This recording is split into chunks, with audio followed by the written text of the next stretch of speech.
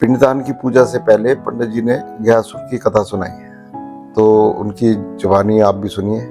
मैंने भी पहली बार सुनी थी, बहुत अच्छा लगा इसको सुन के। तो अभी हम लोग गया श्राद्ध करने बैठे हैं और गया श्राद्ध के यहाँ पर कथाएं हैं, जिसको हम लोग अभी ध्यानपूर्वक सुनेंगे। ये पूरा गया चित्र पंचकोशम गया चित्रम क्रोशमेकम गयाश्रा तत्र पिंड प्रदानेन तृप्तिर्भवति शाश्वती 5 कोश का चित्र है, जहाँ पे कहीं भी पिंडदान करने से पितरों की सदगति को प्राप्ति होती है। यहाँ एक गयासुर नामक राक्षस था, जो भगवान विष्णु का बहुत बड़ा भक्त थे।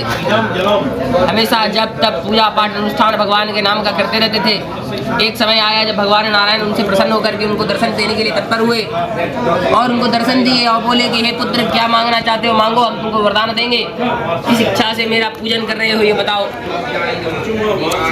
तो गयासुर बोलते हैं, प्रभु अगर आप मुझे वरदान देना ही चाहते हैं तो ऐसा वरदान दीजिए जिससे कि सभी मनुष्यों के पाप, सभी लोग जो कोई मेरा दर्शन करे, स्पर्श करे, उनके समस्त पाप नष्ट हो जाए।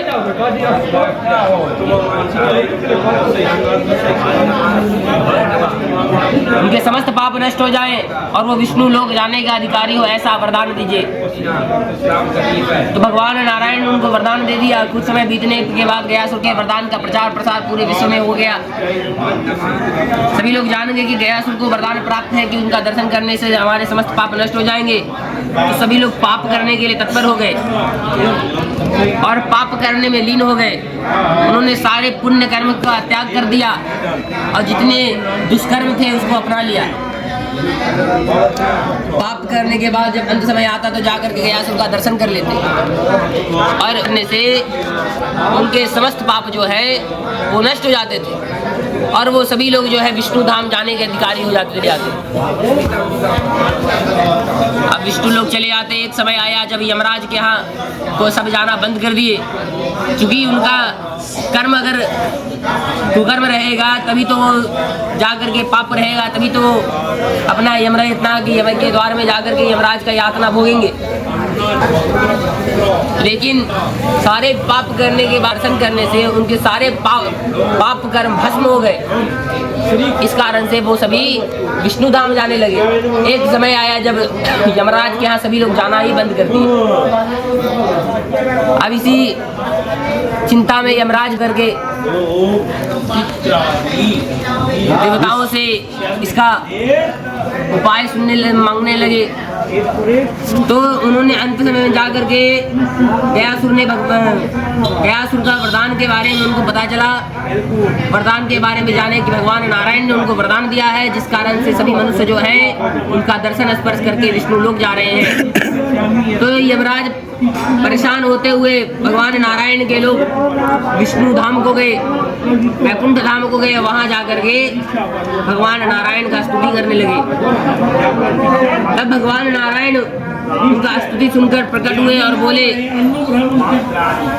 तो जो भी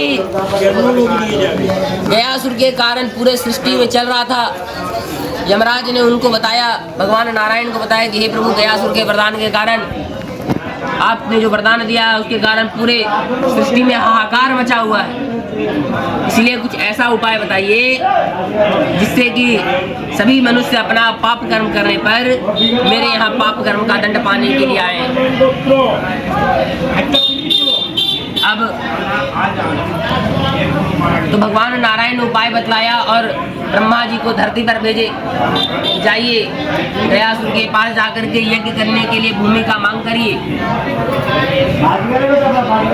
तो गयासुर के भगवान ब्रह्मा जी है गयासुर के निकट और जाकर के यज्ञ करने के लिए यज्ञ भूमि का मांग करने लगे।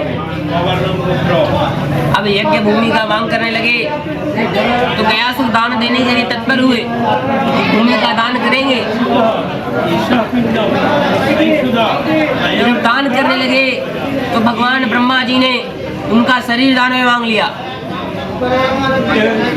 उनका शरीर दान में मांगने के बाद संकल्प के माध्यम से उन्होंने उनका संकल्प में उनका शरीर का दान करवा दिया। और करवाने के बाद जब गयासुर पूछते हैं कि हे प्रभु, आपने यज्ञ करने के लिए भूमि का मांग करके मेरा शरीर क्यों दान में मांगा? तो ब्रह्मा जी बताते हैं, हे पुत्र, हमने तुमसे यज्ञ करने के लिए पवित्र भूमि का मांग किया था और इस पूरे संसार में तुम्हारे शरीर से पवित्र कोई स्थान नहीं है। यानी तुम्हारे शरीर, तुमको जो भगवान नारायण ने वरदान दिया है उसके कारण तुम सबसे पवित्र हो पूरे विश्व में।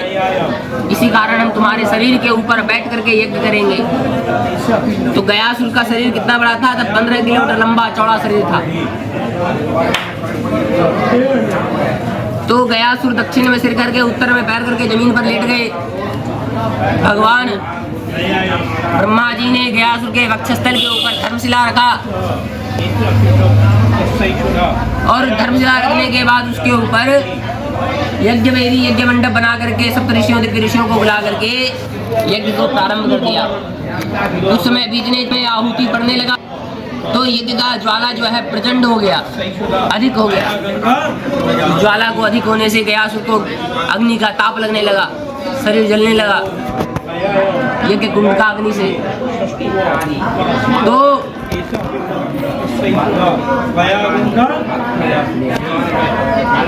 देवतागण देखे कि गयासुर को अग्नि का ताप लग रहा है, जिस कारण से वो हिल रहे हैं और गयासुर जो है जल्द से जल्द उठने की कोशिश करने लगे, खड़े होने की कोशिश करने लगे, ताकि जो हमको कष्ट हो रहा है इस अग्नि से, ये कष्ट हमारा दूर हो जाए। और वो यज्ञ मंडप को हटाने की कोशिश करने लगे।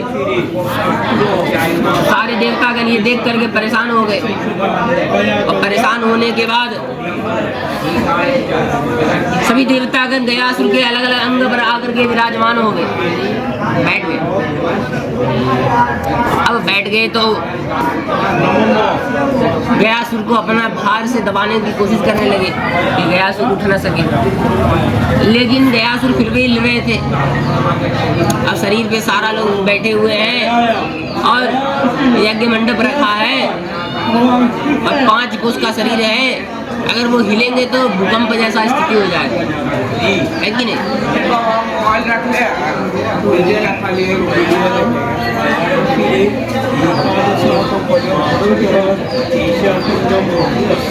तो यज्ञ मंडप पूरा हिलने लगा। तो सभी देवतागण के भार से भी जब गयासुर नहीं दबे, तो सभी देवताओं ने मिलकर के भगवान नारायण का स्मरण किया, बोला प्रभु से प्रार्थना की, प्रभु यहाँ आइए, हमारे सहायता करिए, ऐसा उन्होंने प्रार्थना किया। अब प्रार्थना कर लिए, प्रार्थना किए तो भगवान नारायण वहाँ प्रकट हो गए और अपना दाहिना चरण जो है गयासुर के वक्षस्थल के ऊपर रख दिए, जिससे गयासुर को ताप लगना बंद हो गया। अचानक से गयासुर को शीतलता का अनुभव हुआ। तो गयासुर को जब शीतलता लगा तो गयासुर अपना आँख खोल के देखते हैं तो भगवान नारायण उनके वक्षस्थल पर दाहिना पैर रख करके खड़े हैं। क्या समझे? तो इस कारण से तब भगवान नारायण का पैर रखे तो गयासुर को भगवान नारायण आदेश देते हैं कि पुत्र, हमने तुमको जो वरदान दिया था उस वरदान का लाभ मनुष्य लोग बहुत गलत तरीके से उठा रहे हैं। इसी कारण से हम चाहते हैं कि तुम आज से पाताल लोक चले जाओ और पाताल में निवास करो। तो गयासुर पाताल जाने के तैयार हो गए। तो भगवान नारायण बोले, इसके बदले में तुम कुछ और वरदान चाहते हो तो मांगो, हम तुमको वरदान देंगे। गयासुर ने वरदान मांगा, हे प्रभु, अगर आप मुझे वरदान देना ही चाहते हैं तो ऐसा वरदान दीजिए कि जहाँ तक मेरा ये शरीर फैला है, जितना दूर में मैं लेटा हुआ हूँ, इस वक्त मेरे शरीर के ऊपर बैठ करके जो भी मनुष्य पिंडदान पूजन अपने पितरों का गर्भ पितृ यज्ञ करेगा, उनको जो है अश्वमेव यज्ञ करने का फल प्राप्त हो और उनके पितरों को आप अपने लोक में स्थान प्रदान करेंगे, चाहे वे कितने भी घोर नरक में हो, है कि नहीं? और बोले कि ये पूरा क्षेत्र जो है मेरे नाम से पूरे विश्व में जाना चाहिए। गया क्षेत्र जो है गयासुर के नाम से जाना जाता है। और भगवान नारायण ने एक और वरदान दिया कि इस पूरे क्षेत्र में कम से कम एक व्यक्ति आकर के पिंडदान पूजन प्रतिदिन अवश्य करेंगे और एक सब का दाप प्रतिदिन इस गया जी के शमशान में अवश्य किया जाएगा, ऐसा उन्होंने वरदान दिया। और जहाँ जहाँ देवतागण गयासुर के शरीर पर विराजमान थे वो पिंडदान करने का स्थान बन गया। पहले कुल कितना स्थान था पिंडदान करने का, तो 365 से भी ज्यादा स्थान था, कहते थे अनंत वेदी था पिंडदान करने का, बहुत सारा स्थान था जहाँ पर साल भर भी रह गए पिंडदान किया जाए संभव नहीं है। अभी कितना स्थान बचा है, 45 स्थान है जहाँ पर अगर एकांकीय श्राद्ध करेंगे, एक एक दिन में एक एक स्थान का श्राद्ध करेंगे तो आपको 45 दिन का समय लगेगा। लेकिन अब उसके मध्य में एक रास्ता निकाला गया, क्योंकि सभी लोग 45 दिन रह करके पिंडदान नहीं कर सकते। एक रास्ता निकाला गया कि एक स्थान पर बैठ करके 3 स्थान का पिंडदान कर लेंगे तो ये श्राद्ध 3 दिन में समाप्त हो जाएगा, है कि नहीं।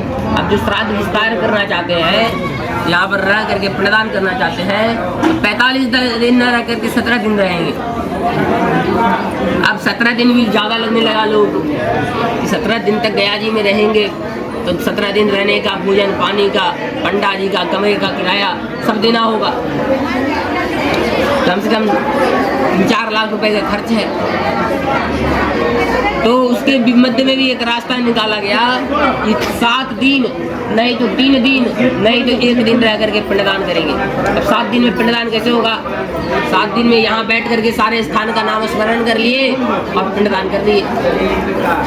3 दिन में भी वैसा ही किया गया। अब 1 दिन का बात आया तो अब सभी लोग आए हैं तो किन्हीं के पास समय का अभाव है तो किन्हीं के पास धन का अभाव है कि नहीं। कोई गरीब है तो कोई बहुत अमीर है तो उनके पास समय नहीं है, और गरीब है तो उनके पास धन नहीं है। अब दोनों सिचुएशन आया, इसके लिए एक और रास्ता निकाला गया कि एक स्थान पे बैठ करके फल्गु नदी, विष्णु पद मंदिर और वट वृक्ष का पिंडदान कर लें। ये 3 स्थान का पिंडदान करके पिंडदान पूजन कर लेंगे। ये 3 मुख्य स्थल कहे गए हैं। यहाँ का पिंडदान करने से पूरे गया करने का 45 दिन का समय जितना लोग गया किए थे उतने स्थान का आपको फल प्राप्त होगा। ये 3 स्थान पिंडदान करने का। तो अभी हम कौन सा स्थान में हैं? अभी हम लोग फल्गु नदी पे बैठे हुए हैं, है ना। यहीं पे अगल बगल विष्णुपद मंदिर और वट वृक्ष दोनों है, वहाँ भी जाएंगे। यहाँ पर पिंडदान पूजन करके पिंडदान लेकर के मंदिर जाएंगे और वहाँ भगवान नारायण का स्मरण करते हुए भगवान नारायण का जो चरण है उस चरण में पिंड को विसर्जित करेंगे। 17 एक जगह करेंगे। हाँ 17 51 बने हैं ना, 17 पिंडदान तीनों जगह के हैं। तो ऐसे ही पिंडदान करेंगे तो कहते हैं गया प्राप्तम सुतम दृष्ट्वा पितृणाम उत्सवो भवेत्। गया श्राद्ध करने से या गया श्राद्ध का संकल्प करने मात्र से आपके पितृगण यहाँ आशा लगा के बैठे हैं, है ना। 7 वंश गया जी में श्राद्ध करने से 7 वंश 121 कुल का जो है उद्धार हो जाता है। और जैसा कहा गया गया प्राप्त सुतम दृष्ट्वा, यानी गया जी में अगर पुत्र का चरण पड़ गया आपके, है ना, आपके पूर्वज सोच रहे होंगे कि आज हमारा बेटा गया जी आया है, इसीलिए क्या गया प्राप्त सुतम दृष्ट्वा, तो गया जी में अपने पुत्र को देख करके उनके पिता दादा परदादा उत्सव करते हैं कि आज हमारा पुत्र गया आया है, आज हमको तार देगा। पहले के युग में सभी लोग 100 पुत्रों की कामना करते थे, है कि नहीं। 100 पुत्र का कामना करते थे, जिसमें से सोचते थे अगर इसमें से एक भी पुत्र गया जी हो आएगा तो ये 100 पुत्र हमारे पुत्र कहलाने योग्य हो जाएंगे।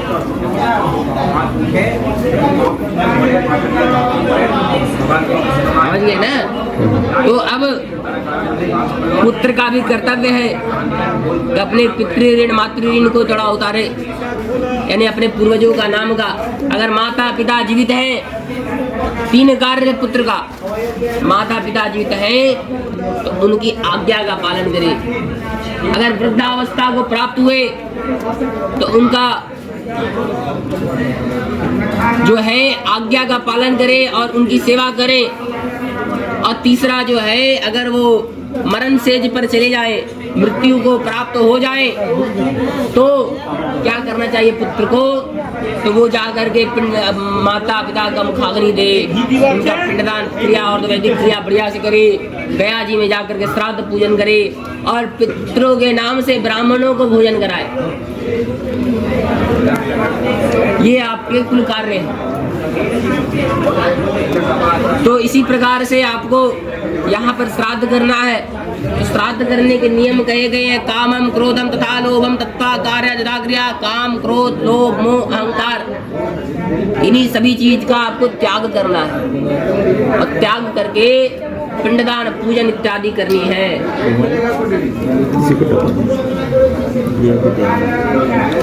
समझ गए ना? तो इन सभी बातों का ध्यान करना है कि किसी प्रकार का लोभ, किसी प्रकार का मोह आपके वश में ना हो। और श्रद्धा दीयते इति श्राद्धम, यानी मन में श्रद्धा रहेगा तभी श्राद्ध संभव है। नहीं तो कितना भी पिंडदान कर दे और मन में श्रद्धा है ये नहीं, जल्दी इससे श्राद्ध नहीं होता है। गया जी में अगर पुत्र अगर अपने पूर्वजों के नाम समीपत्र प्रमाणेन, समी की पत्ता के समान पिंड दे देता है तो इसके पितृगण तर जाते हैं। एक पुत्र 7 कुल तारता। सुने ये बात? सुने? नहीं सुना, नहीं मैंने नहीं सुना। नहीं सुना है। तो पुत्र का मुख देख करके पिता, दादा, परदादा बहुत हर्षित होते हैं। किसी भी पितृ जो है उनको नरक जाने से रोकता है ना? इसीलिए आज आपको अपने पूर्वजों के नाम का पिंडदान, जलदान, तर्पण इत्यादि करना है। अब यहाँ पर श्राद्ध को प्रारंभ करेंगे।